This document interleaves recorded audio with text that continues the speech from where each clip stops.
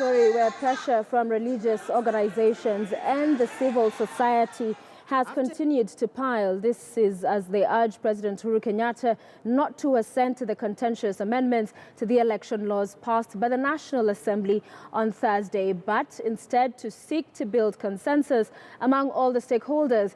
Now, the clergy have warned that chest-thumping by leaders from different political divides over the acrimonious amendments could plunge Kenya into chaos.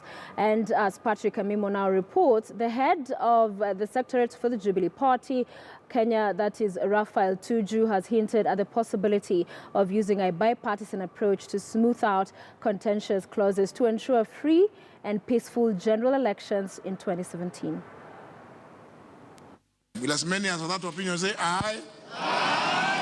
A decision by Jubilee lawmakers in the National Assembly to rush and pass contentious amendments to the election laws after the opposition counterparts walked out continued to attract condemnation.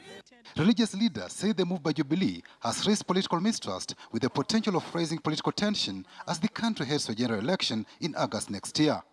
In a statement to newsrooms, SUPKEM's Deputy Secretary General Hassan Ole Nadu says, and I quote, "The president should rise above partisan interests by rejecting those amendments. Laws that come to place through negotiated processes cannot be brought back by one side and change the way it happened in Parliament." End of quote. The opposition has called for countrywide mass action on January 4th to protest the changes made to the election laws.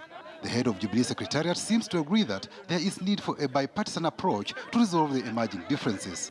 Going forward in 2017, we don't want to repeat the mistakes of the past. So I think it is fair. That law as it was a mistake. It must be corrected before we go into 2017, given the dynamics of 2017, when some of the candidates have already been giving all kinds of threats that will boycott. The Evangelical Alliance of Kenya, through General Secretary Connie Kivuti, urged Jubilee and CORD to end the standoff through dialogue. In a statement, the Evangelicals said, and I quote, "Failure to go back to the negotiating table will have devastating impact on the peace of this country, and especially in a year of election. We are afraid that this wage will be used to tear the national cohesion fiber, which have hitherto been garnered, and is poised to bring about ethnic tensions across the nation." End of quote. You cannot preside over the affairs of this country on your own. Ya kwamba unaweza tu kuamua kubadilisha sheria na kusukuma maneno, wengine wakisema tuzungumze, wewe unakataa tu kwa sababu sijui ya tyranny of what. Jubilee must be warned that we will not force your will upon the people of this country. In a statement, the civil society under the umbrella of Kura Yangu Sauti Yangu coalition observes, and I quote, "The electoral technologies were introduced to curb voter fraud that had been witnessed during the previous elections. But importantly, the said electoral technologies were meant to guarantee transparency, accountability, and credibility of the electoral process and outcome." End of quote. Whatever was negotiated, whatever was discussed, did not factor in the challenges that are inherent in that technology. I can't blame them because they're not technical people.